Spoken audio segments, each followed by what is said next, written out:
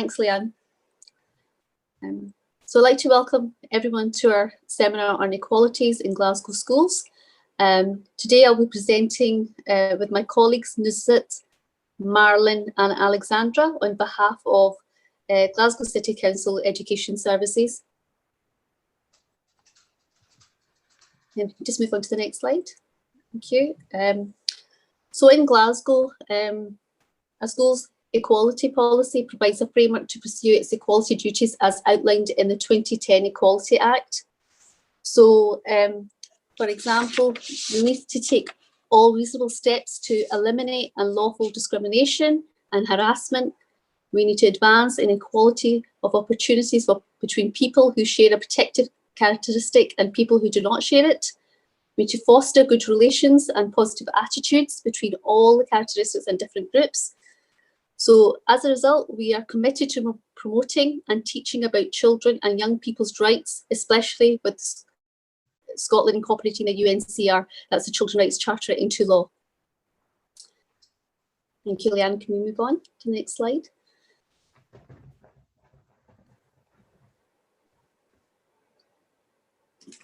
Oh, I think, okay.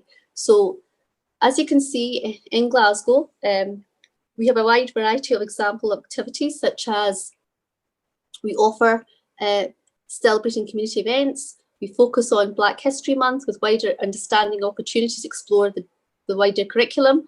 We can establish a curriculum group. We look at linking up with partners. And as you can see, lots of our partners are here on this slide. We tackle discrimination. We need to provide opportunities for young people who achieve positive sustained leaver destinations. We focus on the curriculum during LGBT History Month and family learning events to promote equality and activities. So this is all different kind of wide variety of examples of activities that we do in Glasgow schools. Okay, thanks, Leanne. So all school staff in Glasgow are responsible for promoting equality and collaborative ethos in classroom and the playground.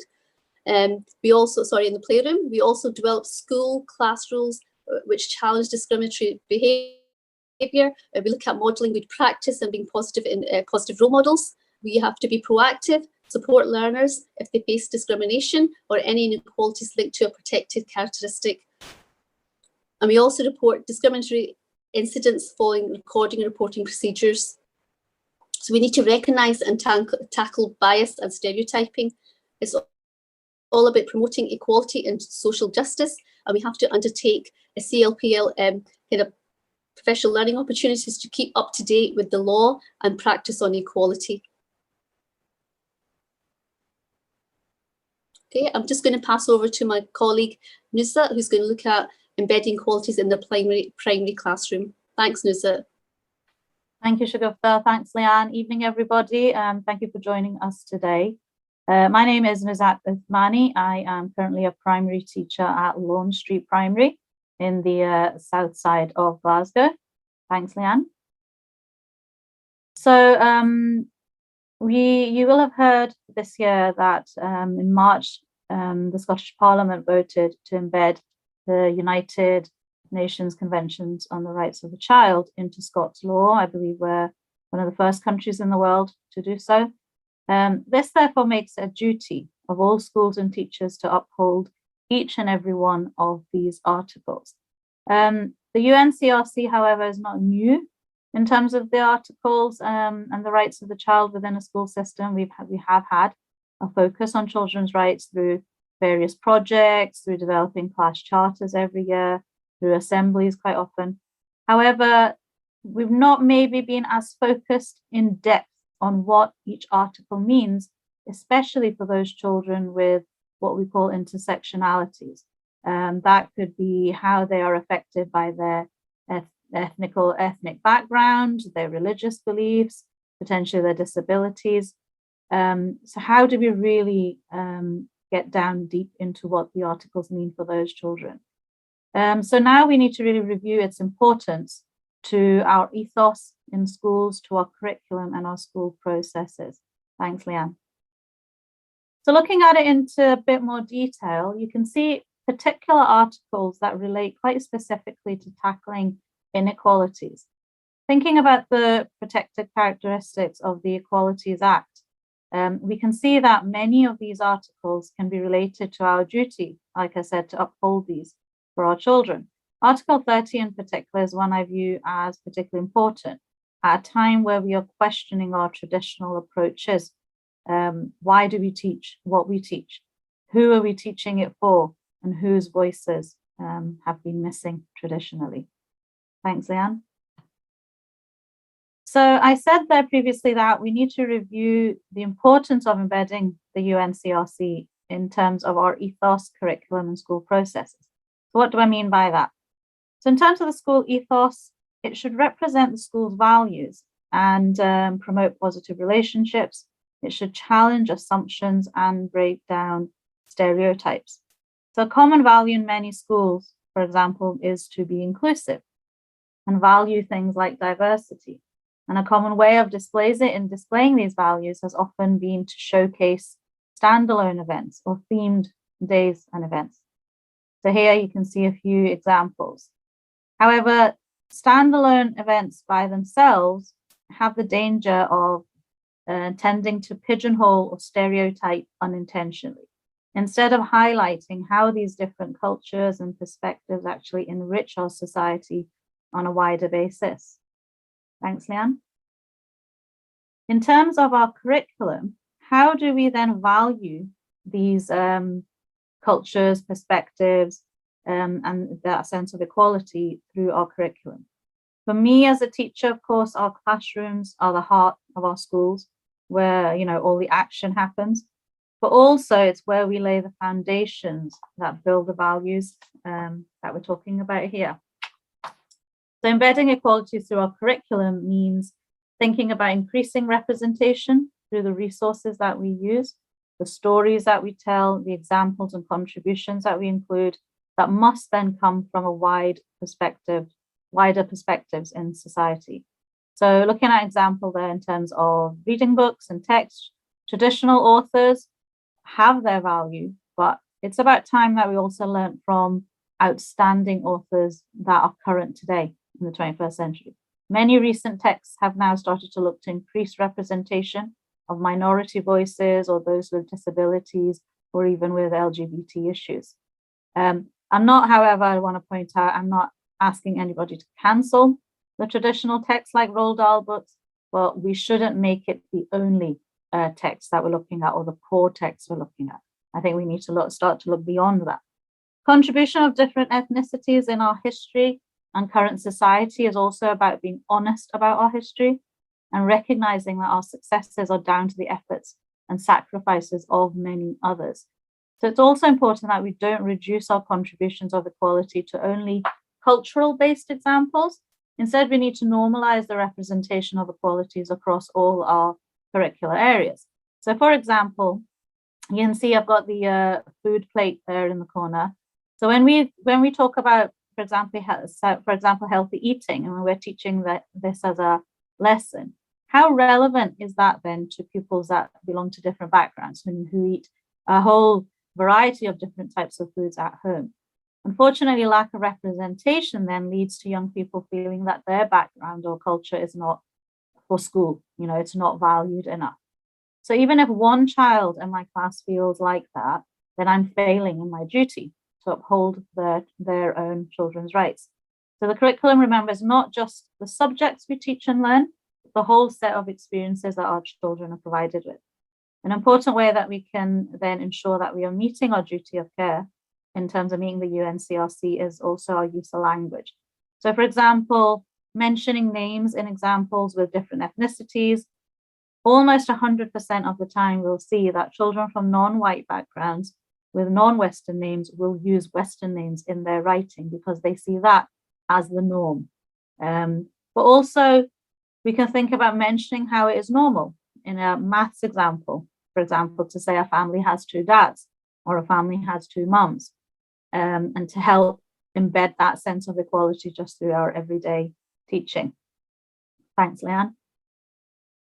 In terms of school processes then, how as a school community do we face up to tackling equality-based discrimination?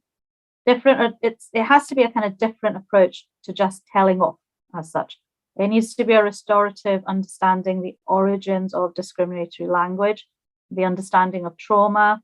Focusing on building collaborative relationships is really important then. We also need to consider the impact of social media nowadays and cyberbullying, racism, for example, within the media. We need to challenge that kind of harmful bias and assumptions in society through open dialogue with our pupils, with our staff. Racial literacy training is important, is something that is developing for all school staff. We also have the Thai campaign, who have successfully launched a teaching resource for LGBT inclusive education as well. So we need to be using these kind of resources as much as possible.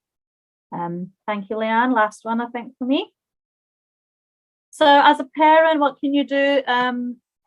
Ultimately, it would be great to have an increased exposure of the kind of experiences that children are watching, listening to, the conversations that they have, trying to normalize that sense of representation of people from all diverse backgrounds within their books, within their stories, within their cartoons and movies, within their games.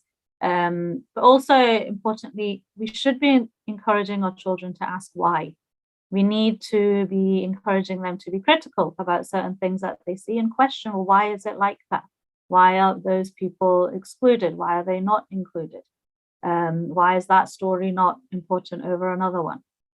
So we shouldn't be worried about having those kind of conversations. And if you're looking for support, then there is support out there to help have those conversations in a really effective way. I've also said that explore diversity outside of home and school. So thinking about how you can develop local community links. Visits to museums is also interesting, where our museums are really great in Glasgow, and we have examples of things from all over the world. And that as well is a good way to encourage questions of where it's come from, why, what has the contribution been of that particular society or group. So I hope you found that helpful. I will pass on now to Marilyn, who will speak to you about early years. Thank you, Leanne.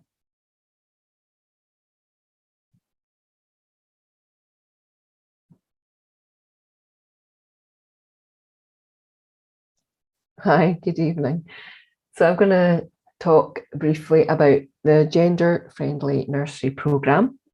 So the gender-friendly nursery approach in Glasgow aims to tackle gender stereotyping and make sure that children and staff in the early year setting are not in any way limited because of their gender. So it's founded about 6 years ago by Susie Hayward and Barbara Agilich from Health Improvement NHS in Glasgow. And to date, the figures are staff from about 80 nurseries have been involved, including about 300 individual staff. There are 5 nurseries in Glasgow that have been awarded the gender-friendly nursery status, and around 11 more are working towards it at the moment.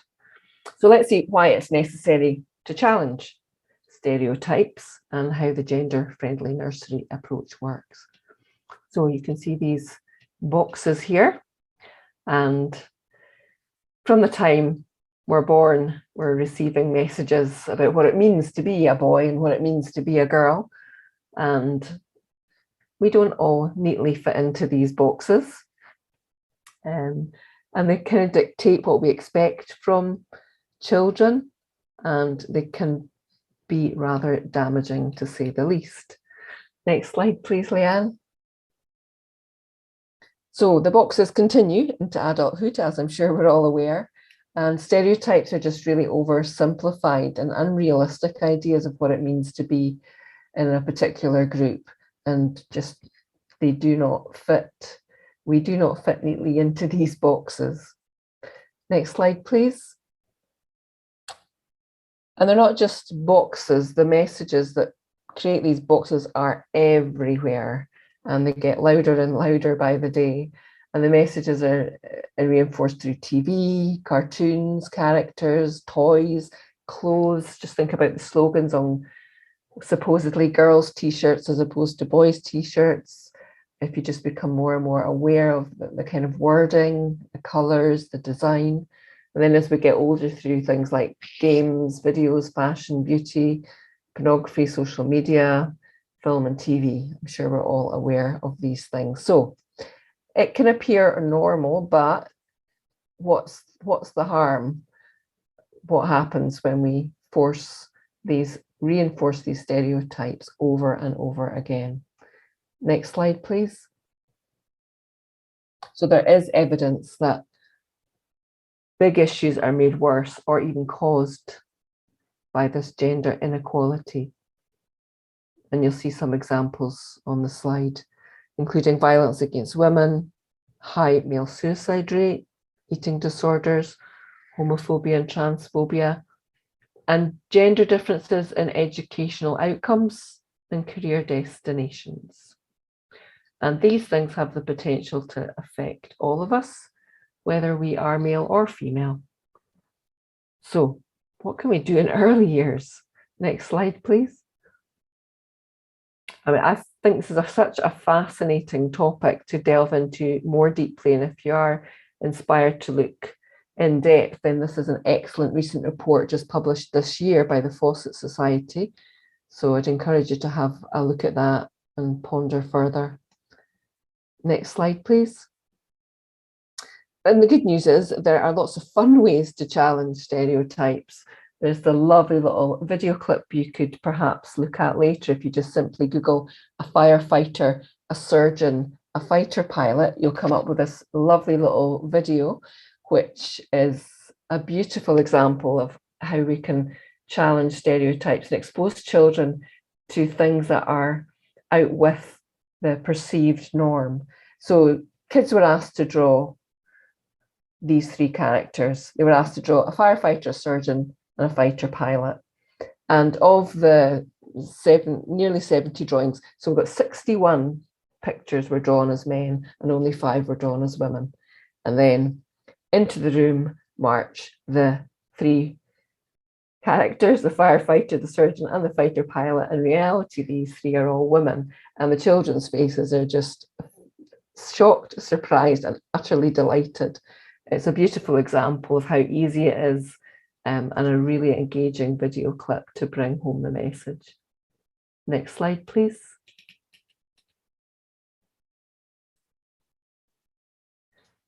So hopefully you can see that stereotypes are not harmless and that they are really, really limiting for all of us, for young children, for young people, and for adults. So it's important that in early years, we start to look at these right from the very, very beginning and ensure that children are not limited because of their gender. And in Glasgow nurseries, a program's been running for a number of years. It's called the Gender Friendly Nursery. Next slide, please. And there's a fantastic pack. Again, you can go and have a look in depth at this, produced by Susie and Barbara in the NHS. And there's a process for the nursery to go through. It's really guided. It's beautifully presented. There's a training session, 4 training sessions, in fact, for the staff, and then an audit so they can kind of start from where they're at. It's very practical, and identify some of the changes that they would like to make, then implement their actions, and then ultimately they'll be awarded the gender-friendly nursery status. Next slide, please. So here's hot off the press. This is an example of one nursery in Mount Vernon, the Centre Playgroup, and the staff attended the training and they're just really enthusiastic about it. And they've just been awarded a few weeks ago their gender-friendly nursery status, and that's the photo of them receiving their award, and a few examples, just a few examples of some of the things that they implemented around the slide there. Just really practical things, just requiring a little bit of reflection, making observations, taking action, but making a huge difference to the learning setting. And today, actually, just by email, I received another fantastic example from Shaw Moore Early Years Centre, and they had produced a gender-friendly nursery parents booklet with lots of beautiful photographs and step-by-step examples of the observations they made of the children playing and how they thought they could take action to develop that into a more gender-friendly way, and just really, really inspiring and fun, so creative and fun. So great work happening in Glasgow. And there are lots of examples as well in that pack, in the Gender Friendly Nursery pack by Susie and Barbara and the NHS, of how parents can be included and involved and informed and engaged as well. So I'd really encourage you all to take a look. Thank you for listening, and I'm going to pass over to Alexandra, who's going to zoom us off into secondary. Thank you, Marlon, and hello, everyone. Following from what my colleagues have been looking at, I also would like us to look at the context of equalities, but in secondary sector. So if we could move on to our next slide. And I thought I'll start with an example of influence we face, when we go to supermarkets, when we look at social media, films, magazines, even bookshelves, and how things like what you see just right now can influence our choices and ultimately our unconscious bias. So in front of you, there are two lists recommending books that we should encourage our children to read. And although the screenshots might not be the best, I will tell you very briefly at what choices there are. And I want you to think about what you see, what you think, and what you wonder, and maybe reflect on the choices that we are presented. So on the left-hand side, we've got 10 books everyone should read, a list of books recommended by a celebrity children's book author, David Williams. And on the right-hand side is a selection of books recommended by one of our colleagues, Ms. Barrett, looking at some diverse text featuring diverse characters and written by diverse authors or authors from diverse backgrounds. So amongst the books recommended by the celebrity book author, we've got Harry Potter, The Magic Faraway Tree, Matilda, A Bear Called Paddington, The Lion, the Witch and the Wardrobe, Gangsta Granny, written by Mr. Williams himself, How to Train Your Dragon, The Borrowers, The Worst Witch, and The Brilliant World of Tom Gates. And then on the right-hand side, we've got some of the titles recommended by our colleague, like The Arrival, A Fox and the White Gazelle, loads of books, like I said before, featuring diverse characters. And I think what I'm trying to suggest here is that as educators, we are really aware of the need for more diversity in the text that our children read, and more diversity on the bookshelves, in the text and films that they watch, to reflect the society, the diverse society we live in. And it's just one of the things I thought to myself as a parent, when I choose books for my own children, how magazines like this could potentially influence the choices I make.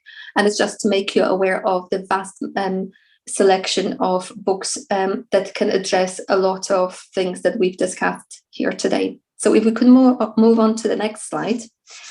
While looking at some research and some statistics for today's session, I came across this really powerful infographic that features some of facts published by Education Scotland. And they really tell a lot about the importance of gender and equality balance.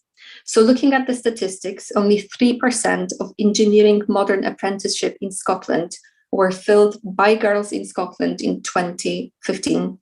Girls accounted for only 17% of entries for higher computing science in Scotland in 2016.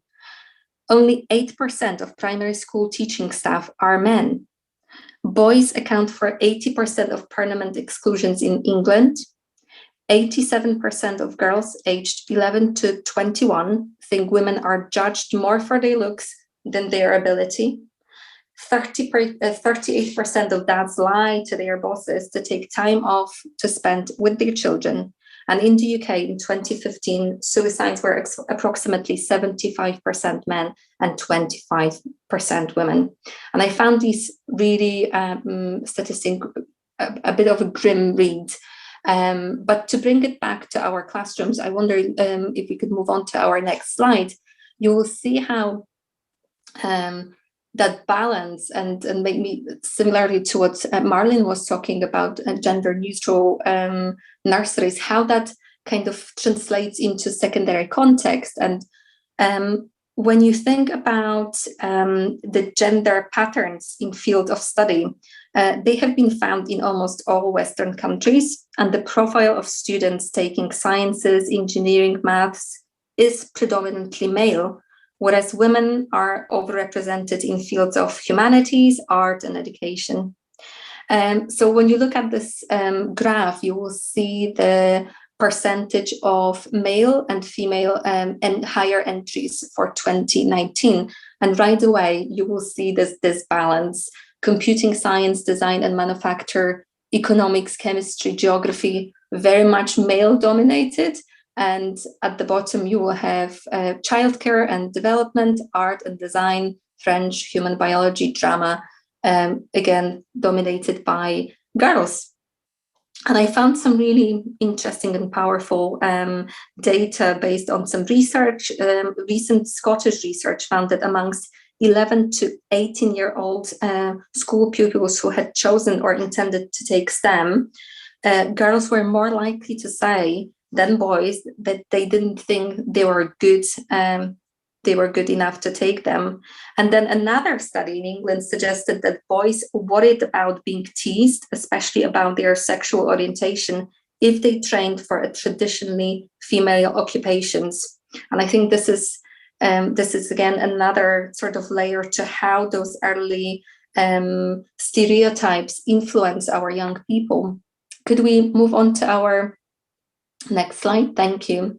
So one of the things amongst many that happened recently to address the balance, gender and equality balance, was happening during COP26.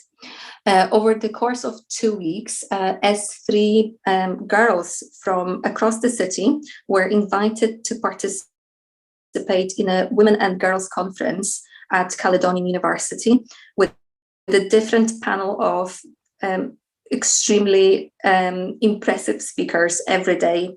They focused on different themes around the climate change and COP26, and these included future of work, migration, health, food, culture, STEM, which is science, technology, engineering, and maths, and fashion. And here are some of the photos from the sessions. I was lucky enough to participate in the STEM part of the session, where pupils were able to meet a Scottish writer, international activists, leaders, and also leaders from their local authority. And the girls were able to ask questions and encouraged to take part in discussions with the panel. And I was so impressed with how mature and how well informed the girls were, not only about gender equality, but also what needs to happen to bring that balance. And I was very proud to also for them to ask why boys were not included in those conversations, because they felt a strong need for boys to be there too, which I thought was a really interesting point that's been made. So that's one of the examples of recent things that happened in Glasgow. If we could move on to our next slide. So this is an example of a resource that has been produced to support pupils in broad general education. It's an interdisciplinary resource that was developed during COVID pandemic, but it's still used in classes, and it has links to experiences and outcomes for both literacy and STEM subjects, so science, technology, engineering, and maths.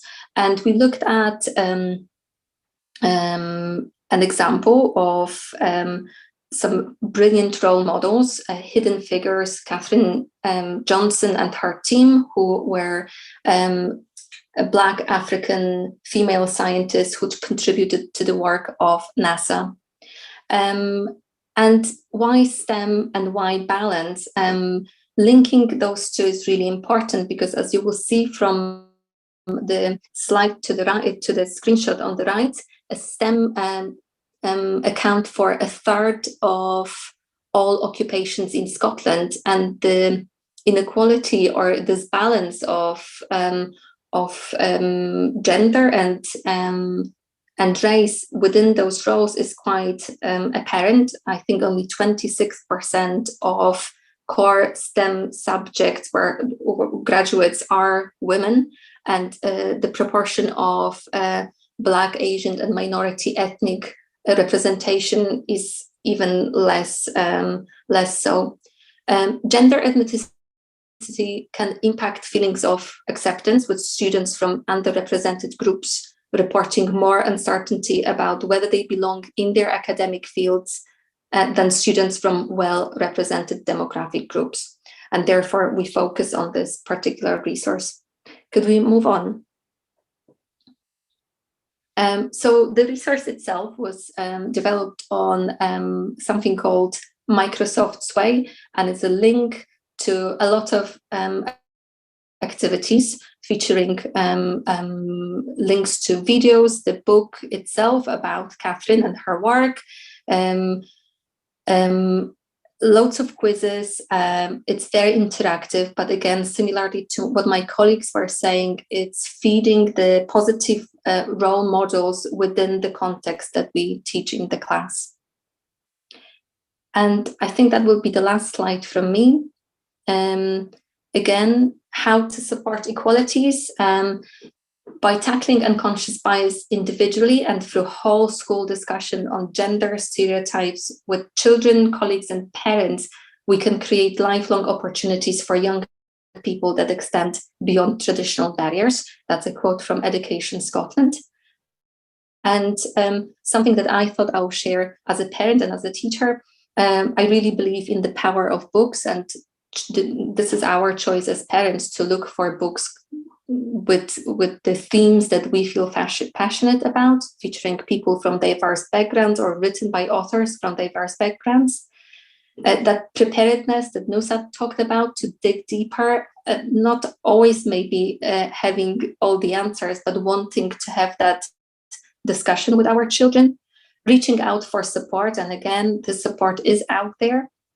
And looking for connections, looking for what connects us rather than for what divides us. That's all from me. Thank you. And I will pass it on to Samir just now.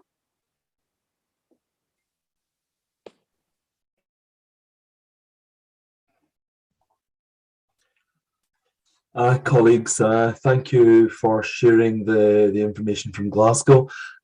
It's been a bit of a challenge trying to pull in so much information about the equalities work across the city, but I had asked colleagues to give us a good cross sample of both characteristics and a range of work across all sectors. There's just so much in this and so much more to share. I hope that you got a flavour of what we're doing and what we're trying to aim for. I'd like to pass over to Leanne. I believe Leanne's going to coordinate the question and answers, and happy to help in answering any way we can. Thank you. Yeah, so first of all, thank you to all of our fantastic presenters tonight. Hopefully that gives you folks as parents a kind of brief overview. I think it probably didn't cover like a fifth of what's actually going on, because there's so much going on. It's difficult to kind of jam it all into an hour-long webinar, but I think it gives you a good flavour of what's going on around the schools. And actually, I can speak from personal experience that my daughter is 14. She is mixed race. Her father is Nigerian. And when she was a toddler, I had to actually order books from America to find books that had representation that looked like her. And a few weeks ago, I was out Christmas shopping with a friend. I went into Waterstones. She was buying for her very young niece and nephew. And I can just say what a massive difference of a world that we live in nowadays, because there was a full section on equalities. There was everybody represented, whether you have a disability, whether it's your culture, whether it was your race. And I just wish all of that variety had been there when my daughter was younger, because it definitely was a challenge. She didn't see herself in TV shows and books, and then even Disney.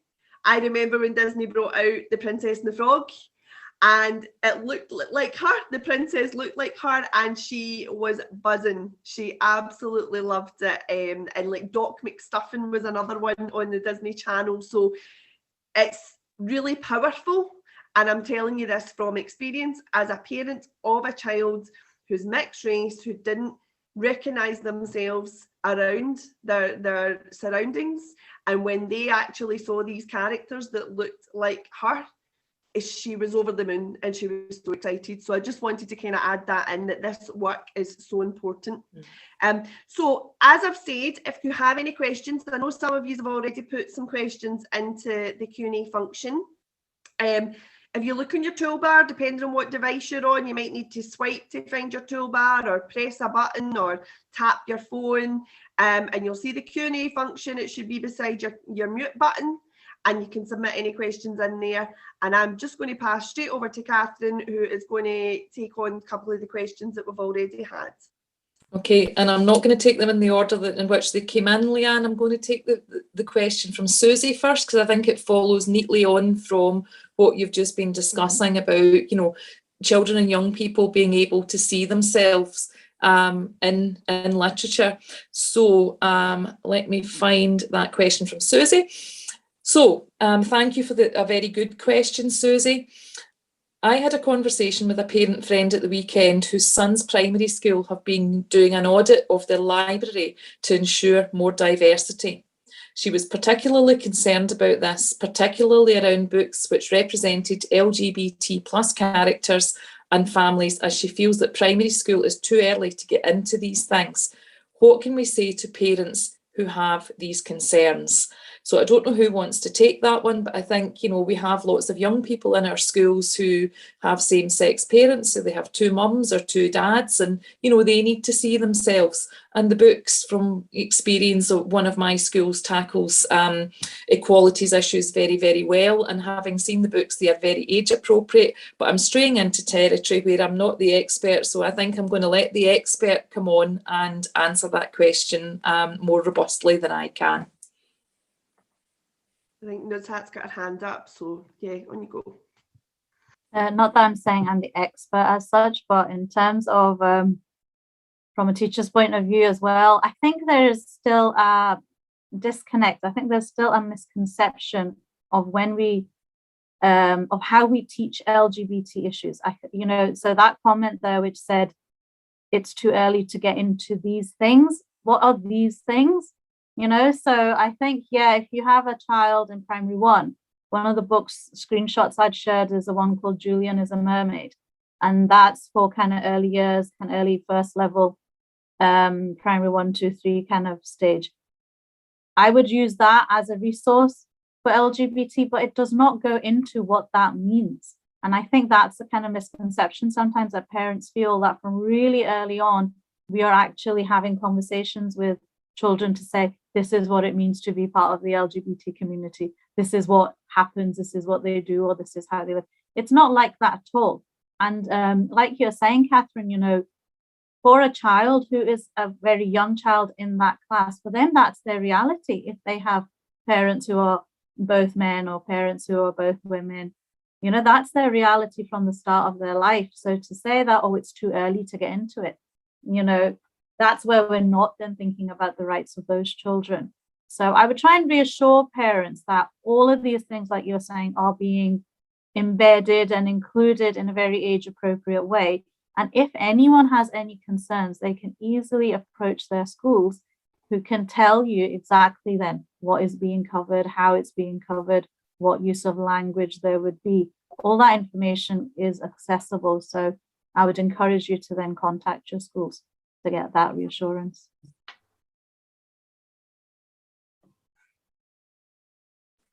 Samir has his hand up, so I think he might want to add something to this, Leanne, before I go to the next question. Just to add to Nusrat's contribution, thank you, Nusrat. Discrimination is not natural, it's developed. Children are born on day one, they're not born with attitudes of discrimination. They absorb what's around them. Early on in life, they are with parents and carers, and then they move into the earlier sector.